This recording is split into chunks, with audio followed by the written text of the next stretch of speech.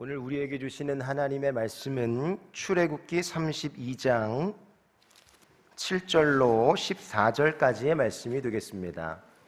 출애굽기 32장 7절로 14절은 제가 가진 성경으로는 구약의 131면에 있습니다. 출애굽기 32장 7절로 14절까지의 말씀을 다 찾으신 이후에 한 절씩 교독을 하시고 마지막 우리 14절은 함께 합독을 하도록 하시겠습니다. 구약의 131면 7절로 14절까지의 말씀이 되겠습니다. 제가 먼저 읽겠습니다. 여호와께서 모세에게 이르시되 너는 내려가라. 내가 애굽 땅에서 인도하여 낸 내 백성이 부패하였도다. 그들이 내가 그들에게 명령한 길을 속히 떠나 자기를 위하여 송아지를 구워 만들고 그것을 예배하며 그것을 제물을 드리며 말하기를 이스라엘아 이는 너희를 애굽 땅에서 인도하여 낸 너희의 신이라 하였도다. 여호와께서 또 모세에게 이르시되 내가 이 백성을 보니 목이 뻣뻣한 백성이로다. 그런즉 내가 하는 대로 두라. 내가 그들에게 진노하여 그들을 진멸하고 너를 큰 나라가 되게 하리라. 모세가 그의 하나님 여호와께 구하여 이르되 여호와여 어찌하여 그 큰 권능과 강한 손으로 애굽 땅에서 인도하여 내신 주의 백성에게 진노하시나이까. 어찌하여 애굽 사람들이 이르기를 여호와가 자기의 백성을 산에서 죽이고 지면에서 진멸하려는 악한 의도로 인도하여 내었다고 말하게 하시려 하나이까. 주의 맹렬한 노를 그치시고 뜻을 돌이키사 주의 백성에게 이 화를 내리지 마옵소서. 주의 종 아브라함과 이삭과 이스라엘을 기억하소서. 주께서 그들을 위하여 주를 가리켜 맹세하여 이르기를 내가 너희의 자손을 하늘의 별처럼 많게 하고 내가 허락한 이 온 땅을 너희의 자손에게 주어 영원한 기업이 되게 하리라 하셨나이다. 함께 읽겠습니다.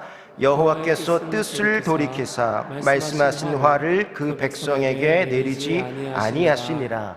아멘입니다. 내가 항상 주와 함께하니 주께서 내 오른손을 붙드셨나이다. 할렐루야. 시편 73편 23절에 기록된 말씀에 보시면 아삽이라고 하는 사람이, 믿음의 사람이 수많은 위기와 역경 속에서 내가 미끄러질 뻔도 하고 넘어질 뻔도 하는 경험들을 했는데 이 원인이, 그 문제의 원인이 73편 3절에 보면 악인의 형통을 바라보며 시험 들었다는 기록이 있어요. 그리고 쭉 내려가 보면 그런 역경과 어려움 속에서도 의인이 잘 되어야 하는데 악인이 더 잘 되고 의인이 잘 되지 않는 모습을 실제적으로 내가 일상 속에 경험하고 눈으로 목도하는 그 현실 속에서 아삽은 이런 고백을 우리에게 쏟아놓고 있어요. 시편의 73편 23절에 보니까 내가 항상 주와 함께하니 주께서 내 오른손을 붙드셨나이다.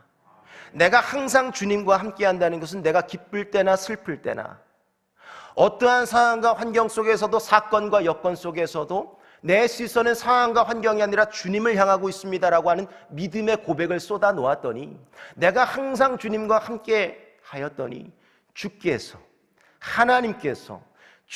내 오른손을 붙드셨나이다 라는 말씀으로 우리에게 권면과 도전을 주고 계세요. 후반부에 쭉 내려가 보면 그래서 하나님께서 이 간증을 주변에 있는 공동체에게 보게 하시고 수천 년이 흐른 지금 제 입술을 통해서도 여러분들에게 권면과 도전을 하고 있는 것은 하나님을 바라보는 자 위에 계신 살아계신 그 하나님 앞에 우리의 시선이 머무르는 자들의 삶을 하나님께서 책임져 주시고 보증하시고 반드시 그 삶을 지도하시고 인도하여 주실 줄로 저는 확신합니다. 오늘 이 예배의 자리에 함께 하시는 저와 여러분들이요, 그 은혜가 여러분의 가정으로부터 시작될 수 있기를 바랍니다. 하나님은 전능하신 하나님이세요. 전지하신 하나님이세요. 성경은 하나님의 말씀으로 기록이 되어 있습니다. 사람을 도구가 되어서 사람이 기록한 것 같지만 그 기록 배후에서 역사하신 분은 하나님이시라고 성경은 말씀하고 계세요. 그 하나님의 말씀이 진리라고 성경은 말씀하고 있는데요, 그 진리라고 하는 것은 바뀌지 않고 변하지 않고 영원한 것을 말하는 것입니다. 오늘 맞는 것 같은데 내일 아니라면 그것은 진리가 아니라는 것이에요. 어제나 오늘이 동일하고 오늘 내가 붙잡았던 말씀의 그 끝의 결말을 보게 하시는 분이 하나님이신데, 그 하나님과 진리된 하나님의 말씀 위에 제가 늘 도전하는 하나님과 하나님의 말씀 위에 서는 것이 믿음의 사람들의 영적 안전지대인 줄로 믿으시면 아멘 하시기를 바랍니다. 하나님은요 보이지는 않아요. 그러나 하나님은 살아계십니다. 그 살아계신 하나님께서 오늘도 진리의 말씀을 선포하게 하시고 그 말씀 위에 믿음으로 서는 저와 여러분들의 인생을 보증하여 주시겠다고 약속을 주고 있는 것이에요. 반드시 구원과 승리가 여러분의 입술로 터져 나오게 하여 주실 줄로 믿습니다. 그래서 예배할 때마다 기대하심으로 참여하셔야 돼요. 내가 오늘도 똑같은 수요 예배가 있어서 이 자리에 있는 것이 아니라, 구역장 교구장님이 계속 연락하니까 이 자리에 있는 것이 아니라, 교구 목사님이 맨날 전화하니까 이 자리에 나오는 것이 아니라, 하나님께서 나를 부르고 계시고 내가 이 자리에 있기를 원하시는 그 주님의 마음을 알아 믿음의 반응으로 이 자리에 걸음할 때에 하나님이 여러분의 걸음에 반드시 복과 형통을 허락하여 주실 줄로 믿습니다. 그 하나님을 경험했던 사람들의 이야기가 성경에 기록이 되어 있는데, 여러분의 하나님은 어떤 하나님이세요? 우리가 2월 달에 큐티 교실 하셨잖아요. 그죠? 큐티 교실 하셨잖아요. 안 하신 분들은 큐티 교실에 들어갈 수 있기를 바랍니다. 여러분, 큐티를 하다 보면은요, 하나님이 어떤 분이신지 또 내게 무엇을 말씀하시는지, 이 두 가지를 살피는 것이 큐티 교실이에요. 우리의 일상 속에서는 반드시 큐티가 선행되어야 할 줄로 믿습니다. 그 큐티를 하다 보면 하나님에 대한 속성과 성품과 하나님이 어떤 분이신지에 대한 이야기가 매우 다양하게 수두룩빽빽하게 성경에 기록이 되어 있습니다. 여러분이 만난 하나님은 어떤 하나님이세요? 좋으신 하나님. 할렐루야. 하나님께 영광과 감사의 박수. 다음 세대가 참석하고 있어요. 저 다음 세대는 바로 제 아들입니다. 하나님은 좋으신 하나님, 신실하신 하나님, 어제와 오늘이 변함이 없는 하나님, 약속하신 것을 이루어 가시는 하나님, 변함이 없으신 분. 그 하나님, 주변 사람들의 하나님이 아니라 여러분의 하나님이 되어서 여러분들에게도 동일한 입술의 고백과 간증이 계셔야 해요.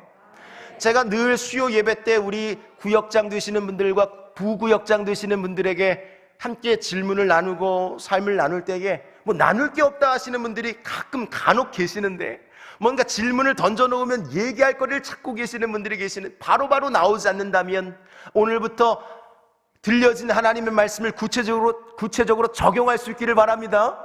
적용을 하며 사셔야 간증거리가 풍성하게 된다는 거예요. 하나님이 역사하셔도 이게 하나님이 하신 건지 내가 열심히 해서 한 건지 하나님이 깨닫게 하여 주시는 은혜가 계실 줄로 믿습니다. 오늘 성경은 다양한 하나님에 대한 성품과 속성을 기록하고 있는데, 특별히 오늘 본문에서는 전능하신 하나님, 전지하신 하나님이라고 가르쳐주고 계세요. 하나님은 어떤 분이시라고요? 전능하신 하나님, 전지하신 하나님. 여기서 전능하다, 전지하다라고 하는 것은요, 모든 것을 알고 계시는 하나님, 모든 것이 가능하신 하나님, 이것을 믿음으로 선포할 때에 우리는 좌로나 우로나 흔들리지 않고 요동하지 아니하게 될 줄로 믿습니다. 그 하나님을 붙잡으면 요동하지 않는 것인데, 내가 오늘도 왜 이렇게 불안해하는가, 답답해하는가, 우울해하는가, 자살, 증후군이 일어나는가, 낙심하고 절망하는가, 하나님의 말씀을 부여잡을 수 있기를 바랍니다. 하나님은 살아계시기 때문에 그 말씀에 믿음으로 반응하면 동일한 믿음의 역사와 고백을 보게 하여 주실 줄로 믿습니다.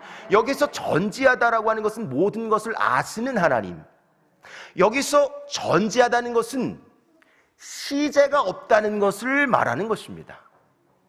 과거와 현재와 미래가 있죠. 이걸 시제라고 말하는데, 우리는 과거와 현재와 미래에 얽매인 인생이라면 하나님은 과거와 현재와 미래의 구애를 받지 않는다 이 말이에요. 오늘 이 자리에서 말씀을 선포하면서도, 오늘 우리의 인생에 동행하면서도 과거와 현재와 미래를 동시에 보시는 분, 그래서 시제의 구애를 받지 않는 분, 이런 하나님의 속성을 전지하신 하나님이라고 말하는 것이에요. 나는 오늘 여기를 보고 있고 오늘의 일상을 살아가고 있기 때문에 낙심하거나 절망할 수 있습니다. 늘 불안한 요소들이 우리의 삶을 뒤흔들기 때문에 그런 것이에요. 그러나 우리의 시선이 주님을 향한다면 그 하나님께서는 과거와 현재와 미래를 동시에 보시는 분이기 때문에 반드시 그 끝에서 우리를 부르며 그 자리에 서게 하여 주실 줄로 믿습니다. 성경의 과거와 현재와 미래의 이 시제의 구애를 받지 않는 하나님에 대한 이야기가 매우 수두룩빽빽하게 기록이 되어 있는데요. 여러분, 베드로 아세요? 베드로 아세요? 베드로는 예수님의 수제자였습니다.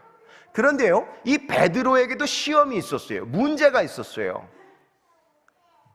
정말 힘들고 어려운 문제가 베드로의 일상에 찾아왔을 때 베드로는요, 예수님을 부인해버립니다. 3년 반 동고동락했던 그 인생, 그 3년 반의 시간들은 온데간데 없이 사라져버리고 일상에 문제가 터지고 위기가 터지니까 예수님 부인해버리고 오히려 저주를 쏟아붓는 거예요. 나는 지금 현실 속에서 지금의 상황과 사건에 내 시선이 가 있으니까. 그러나 그 현장 속에서도 미래의 모든 영역을 보고 우리를 부르시는 하나님께서는요, 이미 현재에 그리고 과거에 이 베드로가 예수님 부인할 것을 예수님이 아셨을까요? 모르셨을까요? 마태복음 26장 34절 후반절에 보면은 복음서에 다양한 기록이 있는데요, 네가 닭 울기 전에 3번 나를 부인하리라 라는 말씀을 미래에 주신 것이 아니라 현재 오늘 주셨다는 거예요. 과거에 주셨다 이 말입니다. 부인하기 전에 이미 네가 나를 부인할 거야 라는 이야기를 과거에 주시는 거예요. 그런데 그 과거에는 내가 부인할 것을 몰랐겠죠, 베드로는. 그런데 주님은 알고 계셨다 이 말이에요. 미래의 이야기를 알고 말씀하시는 주님, 더 먼 미래에 정말 부인할 것도 알고 말씀하시는 주님. 그래서 하나님은요, 우리는 현재의 과거에 얽매여 있지만 하나님은요, 시제의 구애를 받지 않는다 이 말이에요. 과거에도 현재에도 미래에도 전 영역을 보고 우리를 부르시는 하나님, 말씀을 주시는 하나님, 그분을 따라 믿음으로 서다보면 하나님께서 우리의 삶을 지도하시고 인도하여 주실 줄로 믿습니다. 하나님의 이런 놀라운 성품이에요. 이 전지하다라고 하는 놀라운 성품이에요. 시편에 보면 더 수두룩빽빽하게 기록이 되어 있어요. 여러분, 시편은요, 믿음의 사람들, 의인들의 고백인데요, 시제가 현재로 되어 있습니다. 시제가 어떻게 되어 있다고요? 현재로 되어 있다고요. 예언서는 미래적인 설교를 던져주는 것이라면 너희가 이렇게 해야 된다, 돌아와야 된다, 미래 이렇게 하실 것이다, 미래에 대한 이야기를, 예령을 주고 있다면 시편은요, 믿음의 사람들의 일상 속에 오늘 여러분들의 일상과 동일하게 신앙의 경험을, 오늘 현재 신앙의 경험을 노래한 것을 시편이라고 말하는 거예요. 나는 오늘의 경험을 말하고 있는데, 그러나 놀라운 것은 하나님은 과거도 알고 계시고 현재도 알고 계시고 미래에 대한 이야기를, 하나님께서는 시편에서 미래적인 이야기를 도전하고 계시는 것이죠.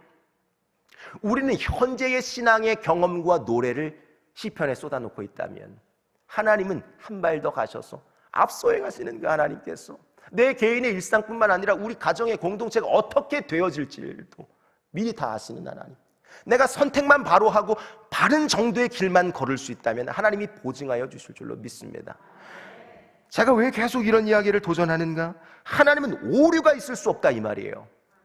하나님은 전능하신 분, 전지하신 분, 모든 것을 아시는 분, 모든 것이 가능하신 분이기 때문에 이것을 알고 있다면 우리는 오늘도 우리의 삶의 일상에서 믿음의 그 안전지대, 하나님의 말씀 위에 서서야 할 줄로 믿습니다. 이사야 55장 9절 말씀을 띄워주시고 함께 읽겠습니다. 이사야 55장 9절입니다. 시작. 이는 하늘이 땅보다 높음같이 내 길은 너희의 길보다 높으며 내 생각은 너희의 생각보다 높음이니라. 아멘입니다. 이 말씀에 보면 하나님의 속성이 그대로 반증되고 있죠. 하늘이 땅보다 높음같이, 하나님의 생각과 우리의 생각이 있는데 누구의 생각이 더 높다고요? 하나님의 생각이 훨씬 더 높다라는 기록이 있어요. 그죠?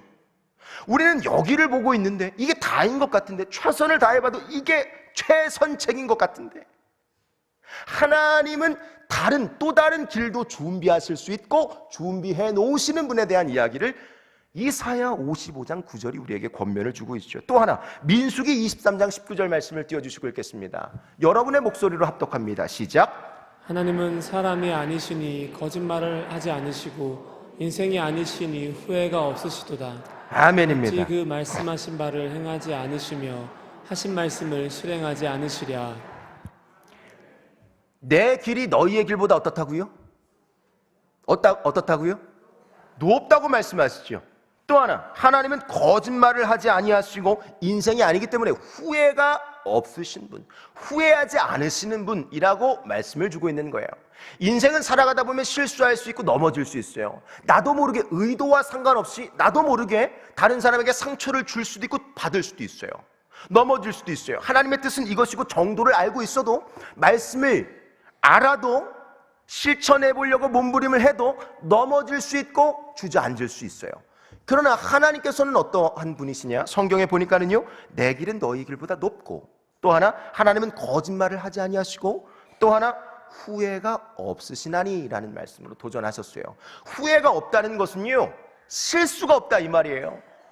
우리는 이렇게 했다가 이게 아니었나 보다, 내가 그 순간에 그런 말 하지 말걸, 이렇게 할 수 있는데 하나님은 어떻다고요? 후회가 없으신 분, 그러니까 오류가 없다 이 말입니다. 오류가 없으신 하나님.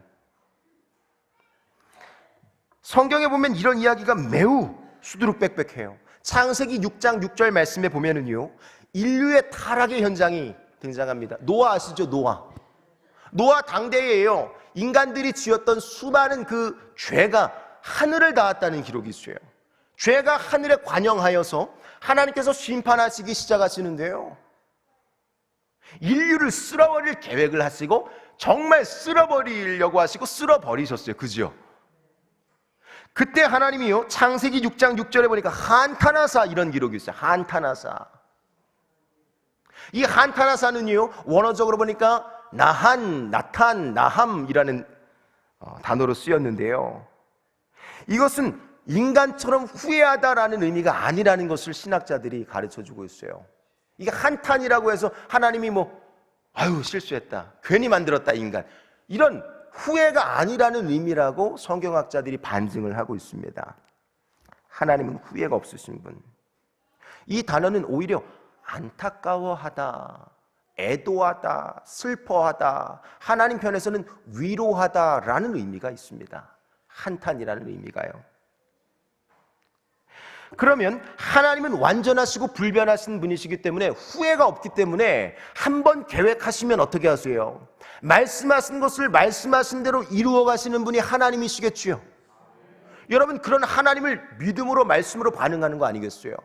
하나님이 계획을 하시면, 그 작정을 하시면 그 계획과 작정에는요, 오류가 있어요, 없어요? 없다 이 말입니다. 있을 수 없다 이 말이에요. 그런데 하나님께서 오늘 성경의 본문에 보면 뜻을 돌이키사, 하나님이 뜻을 변경하시는 장면이 기록이 되어 있는 거예요. 제가 성경을 읽고 묵상하다가 하나님이 뜻을 변경하는 일들이 있었다는 것에 제 시선이 가기 시작했습니다.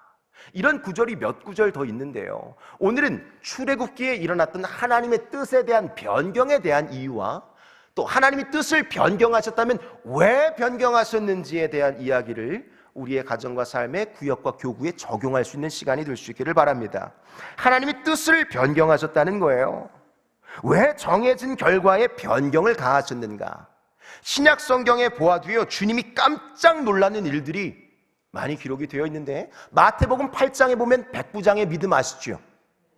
백부장이 병이 걸린 것이 아니라 하인이 질병에 걸렸는데, 중풍병에 걸렸는데 예수님께 데려가서 안수받고 치료를 받아야 되는데, 아닙니다, 예수님 오지 마세요, 나도 밑에 수하가 있으니까 보내면 되고 오라 하면 할 수 있습니다, 이런 이야기를 하면서 예수님이 그 장소에 방문하지 않고도 치유와 기적이 일어나는 장면이 있어요.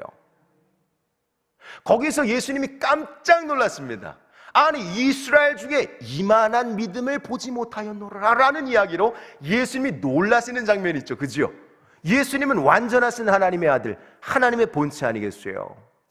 그 예수님도 깜짝 놀라는 일들이 신약에도 기록이 되어 있는데요, 혈루증 여인 마태복음 9장과 마가복음 5장에 보셔도 회당장 야이로의 딸이 죽어가는 현장에 오셔서 안수하여서 살려주옵소서라는 간청이 있어서 가고 있는데, 그 가고 있는 여정 속에 수많은 무리들이 예수님을 따르기 시작했고, 그 예수님의 옷자락에 손을 댄 여인이 있었어요. 그죠? 예수님의 옷자락에 손만 대어도 나을 줄로 믿습니다라는 믿음을 가지고 무리와 군중을 헤집고 나와서 예수님의 옷자락에 믿음으로 손을 댄 여인이 있었어요. 그때 예수님이 깜짝 놀라셨습니다. 마치 구약의 하나님께서 깜짝 놀라신 것처럼 예수님께서도 8장과 9장과 마가복음 5장에 깜짝 놀라시는 장면을 성경이 놓치지 않고 기록하고 있어요. 내게 능력이 나간 것이죠. 사람들은 몰랐어도 하나님, 예수님은 완전하신 분이기 때문에 알고 계셨던 거예요. 누가 내 옷에 손을 대었느냐? 누가 내 옷에 손을 대었느냐? 라고 주님이 물으셨을 때 이 여인은 깜짝 놀랐고 두려워하기 시작했어요. 왜냐하면 혈루증 앓았던 그 여인의 질병은 사람을 접촉할 수 없었기 때문에, 괜히 와가지고 돌 맞아 죽을 수 있기 때문에 두려웠던 것이죠. 그러나 예수님은 내게서 능력이 나갔다는 사실을 주님이 스스로 아셨어요. 그리고 그 여인을 찾기 시작합니다.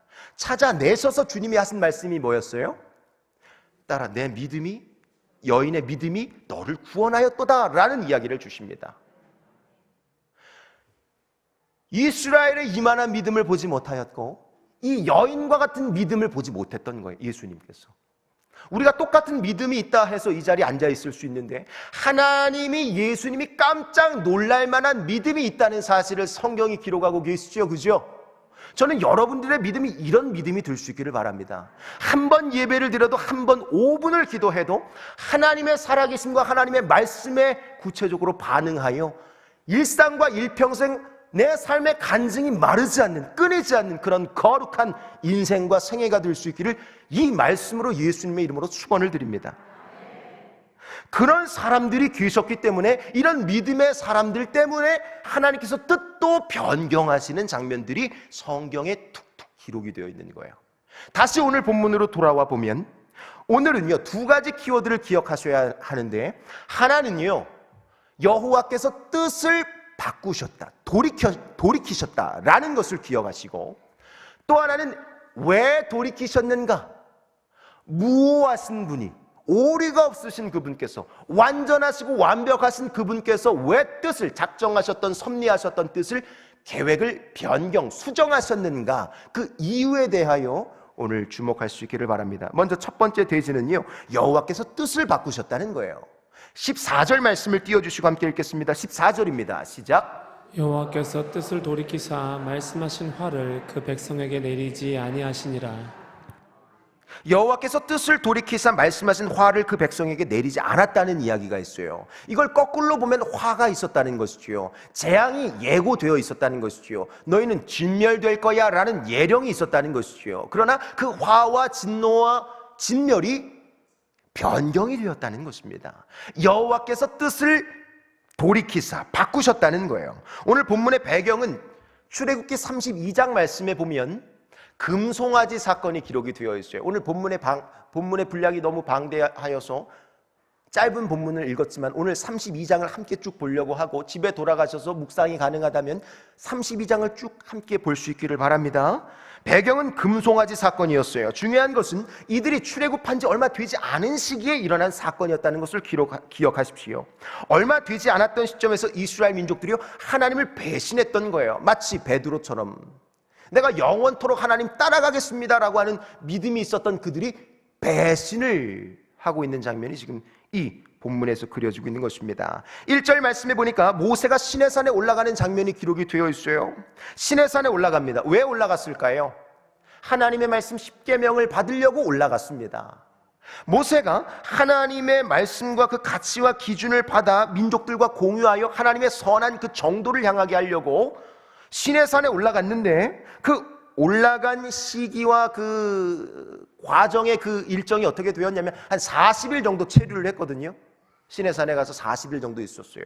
성경에 40이라는 숫자는 2가지 정도 의미가 있습니다. 하나는 시험이라는 의미가 있고, 또 하나는 연단이라는 의미가 있어요. 40이라는 그 숫자를 우리에게 기록한 것은 시험과 연단을 하나님께서 민족들에게 허락하셨다는 것이에요. 그런데 1절 말씀에 보니까 모세가 더디 내려옴을 보고라는 표현이 있어요. 모세가 더디 내려오는 것을 보고 우리를 인도했던 그 모세의 부재가 일어나게 되자 이스라엘 민족들이 불안해하기 시작했던 거예요. 우리 가정에도 믿음의 사람이 있죠. 먼저 부름받은 하나님의 사람, 우리 교구와 또 구역과 공동체 안에서 또 먼저 부름을 받은 사람이 있죠. 구역장, 부구역장 감당하시는 교구장들 계시잖아요, 그죠? 그런데 우리를 인도해 주던 리더가 갑자기 사라져 버린 거예요. 한 40일 정도. 이들에게는 당연히 시험과 연단의 과정이 펼쳐졌을 것입니다. 불안과 초조해하기 시작했을 거예요. 원래 거하던 땅에서 멀어졌거든요. 우리가 가야 할 땅이 있는 것은 알고 있는데, 다 가나안 가야 될 것은 알고 있는데, 이게 쉽지 않은 여정들이 눈앞에 펼쳐져 있었기 때문에 그들은 쉽지 않았던 거예요. 그런데 리더까지 사라져버리니까 어려웠던 것이죠. 그래서 이들이 모세를 기다리지 못했다는 기록이 1절, 2절, 3절 계속 내려가 보면 기다리지 못했다, 내려옴이 더딤을 보고 기다리지 못했다는 이야기를 보면서 저는 이 본문 속에서 이런 인사이트가 왔어요. 우리가 예배를 드리고 또 신앙생활을 이어가고 예수를 구주로 영접한 이후에도 신앙생활은 계속 이어져야 할 터인데 그 과정 속에서 늘 타인 의존적인 사람이 있을 수 있다는 거예요. 타인 의존적인 사람, 누가 날 계속 끌어줘야 되고 누가 날 계속 도닥여줘야 되는 사람이 있을 수 있다 이 말이에요. 제가 지난번 설교 때는 이것을 성인아이, 영적 어린아이라고 비유를 드렸던 거 기억하시죠? 예레미야도 그랬어요. 나이가 어렸는데요, 어린 것이 아니었죠. 요시아는 8살이라면 예레미야는 30세라고 그랬잖아요, 그죠? 성인이었습니다. 그런데도 예레미야 1장 7절 말씀에 보면 어떤 말씀이 있었죠? 너는 아이라 말하지 말고, 하나님께서 너는 내가 말하는 모든 것을 말해야 되고 가야 한다라고 도전하시는데 계속 나는 아이라고 말하는 거예요. 믿음이 있어도 신앙생활의 문이 열려져서 그 신앙의 노선을 한 걸음 한 걸음 걷고 있어도 영적으로 어린 아이가 있을 수 있다는 거예요. 늘 타인 의존적, 누가 나를 붙잡아줘야 되는 그 어떤 연약함이 있을 수 있다 이 말이에요. 그런데 이것이 민족적 전체 분위기였다는 것을 성경은 놓치지 않고 기록하고 있죠. 저는 여러분들이 타인 의존적이 아니라 타인을 끌고 갈 수 있는 하나님의 사람들일 수 있기를 바랍니다. 그러지 못했기 때문에 연약함이 계속 죄를 향하고 있었던 거예요. 지속해서 보면은요, 2절과 4절 말씀에 내려와 보면 왜 화가 어디서부터 기인했는지를 지금 살피는 것인데, 아론과 백성의 반응을 보세요. 우상 숭배가 시작이 됩니다. 거기서 우리를 위하여 우리를 인도할이라는 표현이 나오죠. 신을 만들라, 우리를 위하여 우리를 인도할 신을 만들라라는 표현이 있어요. 이것은 곧 우상 숭배를 말하는 것입니다. 하나님이 아닌 다른 무언, 어떤가 형상, 어떤 무언가 형상을 만들고 있는 현장이 지금 그려지고 있는 거예요. 오늘 본문에서 출애굽한 지 얼마 안 됐는데, 기적도 보았는데, 믿음으로 따라와 보았고 그 무리에 속해 있는데, 교회 공동체 안에 들어와 있는데 여전히 흔들리고 있는 타인 의존적이었던 이스라엘 민족의 연약함이 그려지고 있는 것이지요. 그 근본적인 속성에는요, 죄라는 것이 있었어요. 사실 여러분, 죄는요 불교적인 용어입니다. 불교적인 용어. 원어적으로 하면 하르마티아라고 해서 이 기독교적인 죄는요, 하나님과의 관계에서 멀어짐을 말하는 것이 기독교의 죄의 본질이거든요. 세상에서 불교에서 말하는 죄라는 단어는요, 윤리 도덕적인 연약함을 말하는 거예요. 우리는 그 한 발 더 나아가서 관역에서 멀어지다, 정도에서 벗어나다. 그러니까 하나님의 뜻과 하나님의 말씀을 따라 행하지 못하는 것이 죄의 속성, 죄로 기인이 되는 것인데, 그 죄의 모습이 지금 우상의 형상을 만들고 있는 모습들로 지금 구현이 되고 있었던 거예요. 그런데요, 아론의 범죄를 제가 두 가지로 한번 살피기를 원하는데, 아론에게 어떤 죄가 있었냐면, 하나는 우상인 것이고 또 하나는 언어의 죄가 있었어요.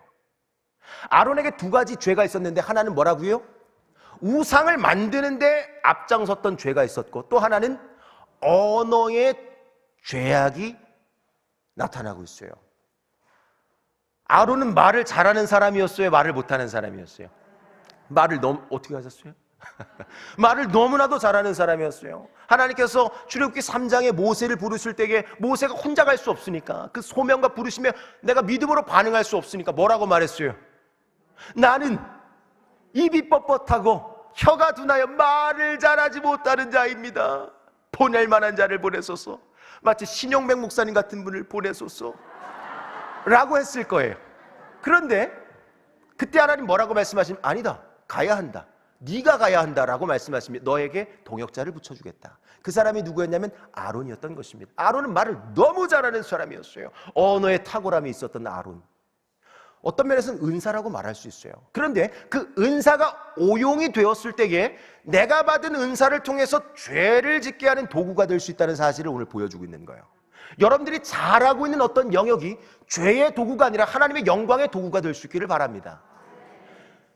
무언가를 하나님을 위해서 섬기고 헌신할 때에 그것이 공동체와 나와 공동체에 어려움을 주는 오용되는 것이 아니라 오히려 디딤돌이 되어서 그것을 통해 하나님이 영광을 받으시고 사람들에게도 칭찬과 인정함을 받을 수 있는 여러분 모두가 될 수 있기를 바랍니다. 아론은 그러지 못했다는 거예요. 우상을 만드는 것도 있었지만 그가 탁월했던 그 언어를 통해서 죄가 드러나기 시작하는데요. 2절 말씀 4절 말씀을 한번 띄워주시면 좋겠습니다. 4절 말씀을 읽겠습니다. 시작. 4절입니다. 아론이 그들의 손에서 금고리를 받아 부어서 조각칼로 새겨 송아지 형상을 만드니 그들이 말하되 이스라엘아 이는 너희를 애굽 땅에서 인도하여 낸 너희의 신이로다 하는지라. 이스라엘아 이는 너희를 애굽 땅에서 인도하여 낸 너희의 신이로다. 송아지 형상을 만들고 아론이 지금 고백하는 거예요. 아론의 워딩을 좀 보세요. 송아지 형상을 만들었다는 것은 우상을 만들었다, 우상 숭배를 지금 기획하고 실현해가는 것입니다. 하나는 우상의 범죄였어요. 또 하나는요, 말, 언어. 어떻게 말했어요? 이스라엘아 이는 너희를 애굽 땅에서 인도하여 낸 너희의 신이로다 라고 누가 말했어요? 아론이 말했다 이 말이에요. 8절 말씀에 내려와서 읽겠습니다. 8절이 준비되었나요? 8절 읽겠습니다. 시작. 그들이 내가 그들에게 명령한 길을 속기 떠나 자기를 위하여 송아지를 부어 만들고 그것을 예배하며 그것에게 제물을 드리며 말하기를 이스라엘아 이는 너희를 애굽 땅에서 인도하여 낸 너희의 신이라 하였도다. 4절과 8절 말씀에 보면 똑같은 문장이 그대로 나타나죠. 그죠? 4절, 8절 그죠? 보면 어떤 말씀이 있어요? 이스라엘아, 이스라엘아 똑같죠? 이는 너희를 애굽 땅에서 인도하여 낸 너희의 신이로다. 8절 이스라엘아 이는 너희를 애굽 땅에서 인도하여 낸 너희의 신이라 네가 하였도다 라고 말씀한 거예요. 내가 무심코 던진 말 한마디도 하나님은 살피고 계시는 분. 내 말 한마디 때문에 누군가가 상처받을 수 있고 내 말 한마디 때문에 공동체가 흔들릴 수 있다는 이야기를 지금 반증하고 있는 거예요. 어떤 면에서는 내게 주신 은사가 하나님의 영광을 가리는 도구가 될 수 있다는 사실까지도 가르쳐주고 있는 거예요. 저는 그래서 하나님의 일들을 감당하는 일선에 서신 분들이 이 말씀을 받을 때에 두렵고 떨리는 마음으로 받으셔야 한다는 거예요. 교회가 흔들릴 때는 왜 흔들려요? 눈에 보이는 무언가 영역 때문에 흔들리는데요, 교회 밖은 당연한 것이지만 교회 안에서 흔들리는 분들이 얼마나 많은지 몰라요. 제가 구역 교구 신방하다가요 주저앉아 있는 분들 너무 많아요. 너무 많아요. 자살기도 3명 정도 자살기도까지 이미 했던 분도 계시고 하려고 하는 분도 계세요. 왜 그럴까요? 교회 안에서 위로와 사랑과 따뜻함을 경험하는 것이 아니라 교회 안에서 상처도 받을 수 있다는 이야기를 보면서 나도 상처를 줄 수 있고 남에게 상처를 받을 수도 있는 거예요. 무조건 나만 나쁜 것이 아니라 어떤 면에서 나는 상처를 줄 수도 있고 받을 수도 있는 거예요. 우리 모두에게 지금 오버랩이 되어서 도전하고 선포하고 있는 말씀인 것입니다. 우리 교회가 따뜻한 사랑의 공동체가 될 수 있기를 바랍니다. 우리 교회에 오면 모두가 치유를 경험할 수 있었으면 좋겠어요. 위로를 경험할 수 있었으면 좋겠어요. 아파했던 그분들이 다 치유받고 돌아갔으면 좋겠어요. 그런데 아론은 리더였는데 오히려 공동체에 지금 죄의 그 문을 활짝 여는 도구로 지금 오용이 되어 쓰임을 받고 있었다는 거예요. 우상과 언어에 대한 죄악들이, 그 죄의 도구들이 지금 열려지고 있는 것입니다. 이에 대한 하나님의 반응이 어떠하셨는가? 2가지로 나타나는데요, 하나는 진노였고 또 하나는 진멸이었습니다. 하나님은 죄에 대하여 반드시 심판하시는 분. 작은 죄든 큰 죄든 죄는 죄라는 사실을 기억하십시오. 하나님은 우리의 생각까지도 살피시는 분이에요. 우리의 마음과 중심을 살피시는 분이에요. 그래서 믿음의 길, 믿음의 노선, 하나님의 의인의 그 걸음을 걸어가는 것이 어떤 면에서는 참 쉽지 않을 거예요. 왜냐하면 마음과 중심까지 하나님 다 살피고 계시니까 쉽지 않은 거예요. 그러나 여러분 주저하거나 어려워하지 마십시오. 의인의 길에는 반드시 복과 형통이 예비되어 있는 줄로 믿습니다. 오늘 본문에 7절, 9절, 10절 쭉 내려와 보면 계속 내 백성이 부패하였도다. 9절, 이 백성을 내가 보니까, 하나님이 보시니까 목이 뻣뻣한 백성이로다. 10절, 내가 하는 대로 두라. 무엇을 할 거냐면 진노와 재앙을 내리시기 일보 직전이었던 거예요. 아주 쓸어버리겠다 이 말이에요. 창세기 6장에 나타난 그 한타나사라는 표현이 오늘 지금 여기와 오버랩이 되고 있는 것입니다. 다 끌고 나왔는데 구원을 허락하셔서 구원의 문을 여셔서 끌고 나왔는데 여기서 지금 다 쓸어버리겠다는 거예요. 그래서 10절에 보니까 하나님과 모세에 대한 딜이 나타나는데요. 아브라함과 창세기 12장에 내가 너로 큰 민족을 이루고, 기억하시죠? 내가 너에게 큰 민족을 이루고 복을 주고 너의 자손을 풍성하게 번성케 하리라, 이런 이야기가 있었잖아요. 그런데 오늘 32장 10절에 모세에게 다시 그런 비슷한 이야기가 나타나는 거예요. 후반절에 보니까 너를 큰 나라가 되게 하리라, 하늘의 뭇 별과 같이 네 자손을 축복할 거야, 이런 이야기를 한다는 것은 이 복만을 얘기하는 것이 아니고 이스라엘 민족의 패역함을 반증하고 있는 것이며, 내가 이 너와 함께하는 공동체를 쓸어버릴 거야 라는 이야기를 지금 강한 하나님의 훈육과 권고가 지금 선포가 되고 있는 것이었어요. 그런데 그 현장 속에서 하나님께서 뜻을 바꾸셨던 것입니다. 뜻을 변경하셨다는 거예요. 왜 변경하셨는가? 하나님은 무호하신 분인데, 작정하셨다면 말씀하신 것을 말씀하신 대로 이루어 가시고 행하시는 분인데 왜 변경하셨는가? 두 번째 대지는요, 모세의 사랑 때문에 그렇습니다. 누구의 사랑이요? 모세의 사랑 때문에. 저는 이것을 다시 제 언어로 풀이하면 사랑의 통곡 소리가 있었기 때문에. 뭐라고요? 사랑의 통곡 소리가 있었기 때문에.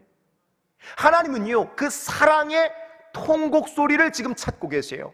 교회 공동체 안에, 우리 가정 안에, 내가 함께하는 공동체 안에서 사랑의 통곡 소리를 살피고 계세요. 그 사랑의 통곡 소리가 우리 안에 시작되고 열려질 때에 하나님은 뜻을 변경도 하실 수 있다는 것을 오늘 본문을 통해 가르쳐주고 있는 것이지요. 모세의 사랑 때문에, 모세의 사랑의 통곡 소리 때문에 하나님은 이 민족을 살리셨고 또 기회를 열어주셨습니다. 모세에게 사랑이 있었고 사랑 때문에 하나님께서 뜻을 변경하셨다면, 여러분에게도 동일한 사랑과 사랑의 통곡 소리가 시작될 때에 여러분의 가정과 여러분의 공동체와 우리 교회 안에 예령되었던 우리의 실수와 연약함 때문에 임하여야 할 하나님의 진노와 화와 재앙까지라도 하나님은 반드시 변경하여 주시고 수정하여 주시는 은혜가 계실 줄로 믿습니다. 그 은혜를 사모하여 믿음으로 반응하시기를 원하시는 분들이라면 아멘으로 화답할 수 있기를 바랍니다. 베드로전서 4장 8절 말씀에 보면 사랑은 허다한 죄를 덮는다 그랬어요. 사랑은 허다한 죄를 덮는다 그랬어요. 그렇다고 오해하지 마시기를 바랍니다. 하나님이 죄를 그냥 묵인하거나 용인하거나 허용하는 것은 아니에요. 반드시 죄에 대한 싹스 있어요. 대가 지불이 있다 이 말입니다. 그래서 크든 작든 죄는 매우 무서운 것이에요. 죄를 경계하셔야 돼요. 그런데 우리 어린아이들이요, 뭔가 잘못하고 실수하면 부모님들이 어떻게 하세요? 훈육을 하잖아요. 잘못하면 가서 그냥 때리라는 게 아니에요. 훈육이라고 해서 때리라는 게 아니에요. 잡아 죽이라는 게 아니에요. 아유, 네. 창문 깼어요. 제가 어렸을 때 무지 장난꾸러기였거든요. 중학교 때 뭐 하나 던지면 다 맞아가지고 다 깨져. 총을 쐈는데 사격 쏘면 전등이 다 깨져. 다른 아이들은 총알이 피해가는데 저는 다 깨져. 그래서 중학교 때, 고등학교 때는 사격부로도 콜링이 있었어요.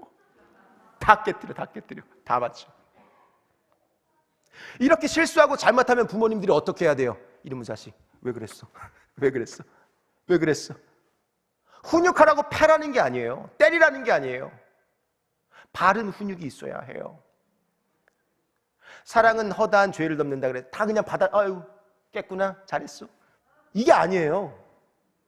반드시 죄에 대한 연약함이 발견이 되면은요, 훈육이 따라오셔야 돼요. 교회 안에서도요. 훈육이 있어야 돼요. 그래야 바른 수정이 된다 이 말입니다. 오늘 본문에서 그래서 모세는요, 시간이 갔지만 조금 갔지만 한 5분 정도 조금만 더 나누기를 원합니다. 죄송합니다. 5분만 조금 목사님 시간을 허락해 주신다면.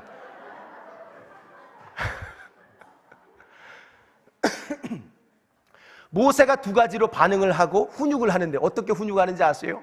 이스라엘 민족들에게 세 가지로 훈육을 합니다. 오늘 32장을 쭉 집에 돌아가셔서 읽어보세요. 첫 번째는요, 십계명 받았던 거 산 아래로 그냥 던져버려서 깨트려버려요. 하나님의 말씀을 던져버렸어요. 너무 마음이 아파가지고. 민수기 14장 27절 말씀 보니까 모세도 막 보니까 어려운 거예요. 원망과 막 애통함이 막 올라오는 거예요. 모세도요. 오늘 본문의 7절 보니까 이 민족은 부패하였도다 하나님 말씀하셨죠.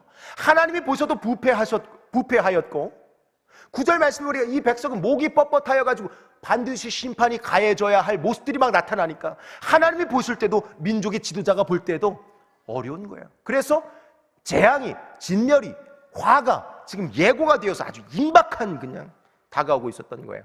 그때 모세가 십계명 깨트려 버렸어요.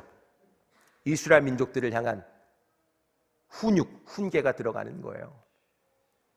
또 하나는요, 금송아지죠. 금송아지. 이거 어떻게 했는지 아세요? 갈아가지고.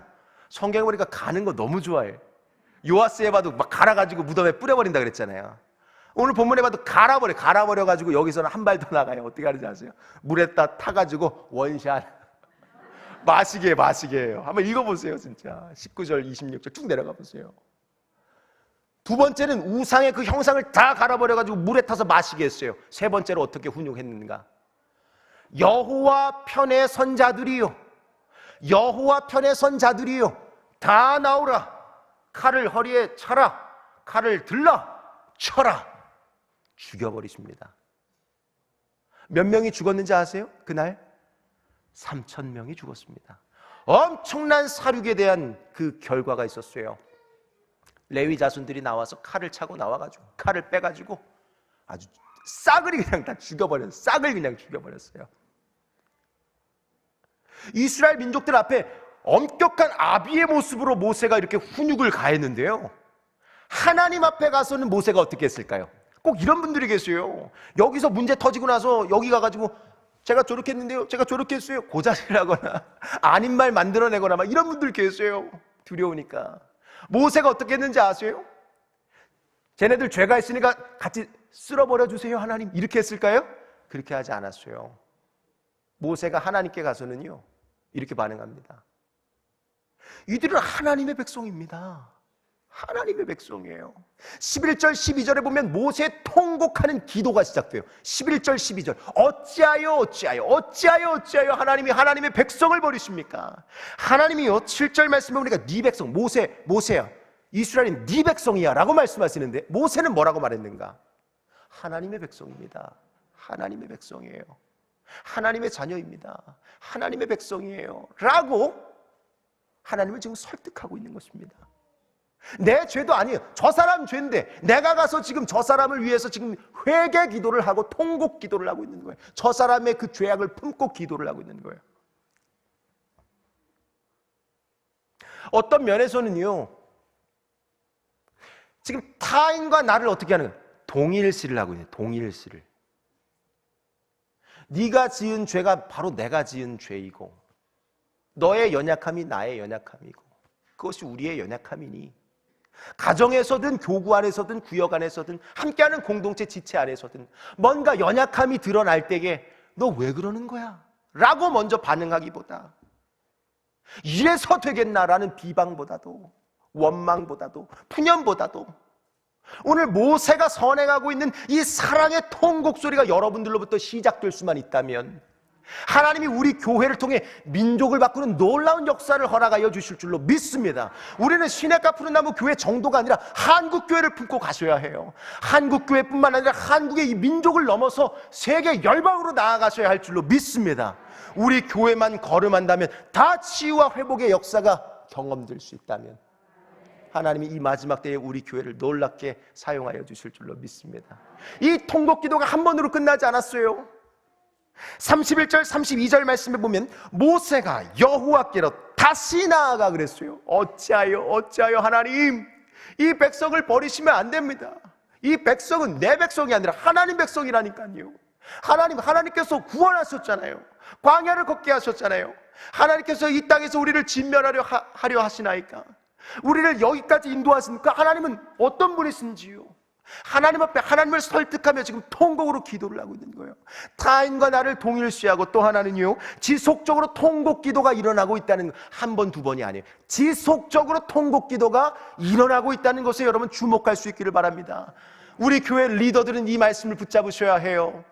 우리 구역에 쓰러져 있는 상처받은 영혼이 있다면 모세와 같이 타인의 아픔을 내 아픔으로, 타인과 나의 아픔을 동일시를 하고, 또 하나 그들을 향하여 오늘 31절 32절 계속 다시 여호와께 다시 나아가서 기도를 드리고 있는 이 모세의 간절한 마음이, 오히려 내 이름을 지워주시옵소서라고 까지도 기도하고 있는 이 아름다운 리더의 모세의 모습이 오늘 저와 여러분들의 모습이 될 수 있기를 이 말씀으로 축원을 드립니다. 그래서 하나님이 뜻을 바꾸셨던 거예요. 하나님은 사랑을 보시고 바꾸신다 이 말이에요. 뭐 능력이 많아서 일하시는 거 아니에요. 내 안에 사랑만 있다면, 내 안에 하나님의 마음만 있다면, 그 긍휼한 마음이 있다면 오늘 여러분의 가정과 구역과 교구가 새롭게 되어지는 놀라운 역사가 시작될 줄로 믿습니다. 그 은혜를 갈망하셔야 돼요. 오늘 우리의 가정이 회복되게 하여 주시옵소서. 내가 받았던 상처가 있다면 주님 앞에 올려드리십시오. 하나님은 먼 미래에서 나를 부르고 계세요. 하나님께서 기다리시는 것은 은혜 주시려고, 하나님께서 일어나시는 것은 긍휼을 베풀어 주시려고, 맞은 자리를 싸매어 주시고 상처를 어루만져 주시며 반드시 햇빛과 같이 빛이 나게 하시는 분. 로마서에 보니까요, 현재의 고난은 장차 우리에게 나타날 영광과 비교할 수 없도다. 할렐루야. 현재의 고난은, 현재의 아픔은 장차 우리에게 나타날 영광과 비교할 수 없는 줄로 믿습니다. 그 은혜가 여러분들의 가정과 일상으로부터 시작될 수 있기를 바랍니다. 우리 교회의 구역과 교구로부터 시작될 수 있기를 바랍니다. 오늘 그 마음을 품고, 여러분의 가정을 품고 잠시 기도하는 시간을 갖도록 하시겠습니다. 눈을 감으시기를 바랍니다. 제가 기도하겠습니다. 살아계신 아버지 하나님, 큰 진노와 재앙이 예정되었으나 하나님은 모세 한 사람의 간절한 통곡과 기도로 뜻을 바꾸셨던 하나님, 오늘 우리가 그 모세가 되게 하여 주시옵소서.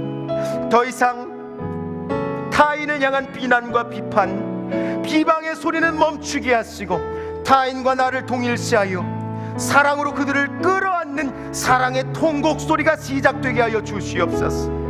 이런 끊임없는 사랑의 부르짖음이 우리 교회를 덮게 하여 주실 줄로 믿습니다. 회복과 치유를 주실 하나님을 찬양합니다. 하나님 오소서 역사하여 주시옵소서. 기계적인 관계와 기계적인 순종이 되지 않게 하시고 우리 모두가 사랑의 관계가 되게 하여 주시옵소서. 필요 때문에 사랑하는 사람이 아니라 사랑하기 때문에 그들을 품고 필요한 관계가 되어서 이 마지막 때에 하나님께서 아름답고 놀랍게 쓰시는 그런 우리 교회와 우리의 생애가, 우리의 삶이 되게 하여 주시옵소서. 이를 위해 오늘 이 자리에 우리를 부르신 줄로 믿습니다. 내 삶에, 우리의 가정에, 우리의 구역과 교구 안에 하나님의 회복의 은혜가 시작되게 하여 주시옵소서. 그 은혜를 갈망합니다. 하나님은 시작하셨습니다. 그것을 경험하고 간증하는 우리 모두가 되게 하여 주시옵소서. 그렇게 역사하실 주님께 모든 감사와 찬양과 영광을 올려드리며 거룩하신 예수님의 이름으로 축복하며 기도드립니다. 아멘. 주기도문 하시겠습니다. 하늘에 계신 우리 아버지, 아버지의 이름을 거룩하게 하시며 아버지의 나라가 오게 하시며 아버지의 뜻이 하늘에서와 같이 땅에서도 이루어지게 하소서. 오늘 우리에게 일용할 양식을 주시고 우리가 우리에게 잘못한 사람을 용서하여 준 것 같이 우리의 죄를 용서하여 주시고 우리를 시험에 빠지지 않게 하시고 악에서 구하소서. 나라와 권능과 영광이 영원히 아버지의 것입니다. 아멘.